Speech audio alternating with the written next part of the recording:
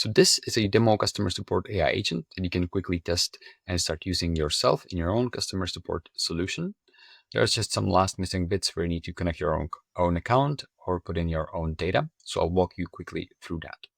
So first, this is using a Google Sheet spreadsheet as the trigger. So when a new ticket is added into a spreadsheet, you could replace this with your own app, your own database, or a custom event coming in as the trigger. But if you're using Google Sheets, you'll need to connect your account and select that spreadsheet. In the AI agent component, you'll need to connect to OpenAI and choose a model. The prompt is already prepared, so you can use it or modify it.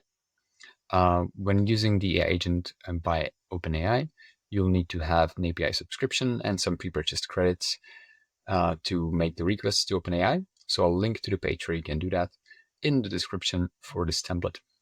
Next, you also need to connect an account for Perplexity if you want to perform online search on sources such as your online documentation.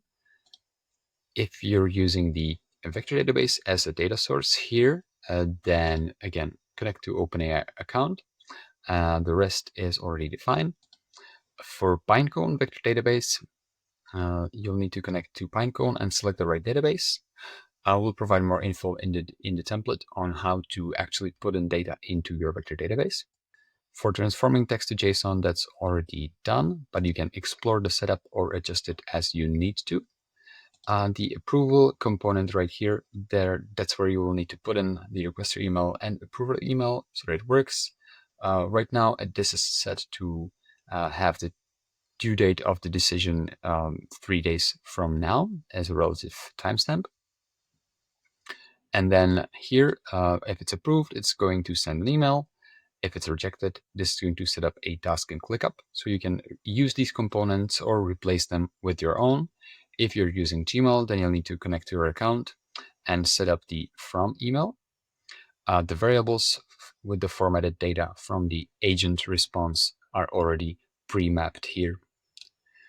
You can also use the ClickUp component to set up a task for a human agent to take over if the AI proposed solution is not approved. Or you can replace the ClickUp component here with any other application of your choice, where you just want to push the rejected solution to a ticket when you're not happy with it. So once you've connected all the parts and the accounts, you can hit Start Flow and live test with your own data.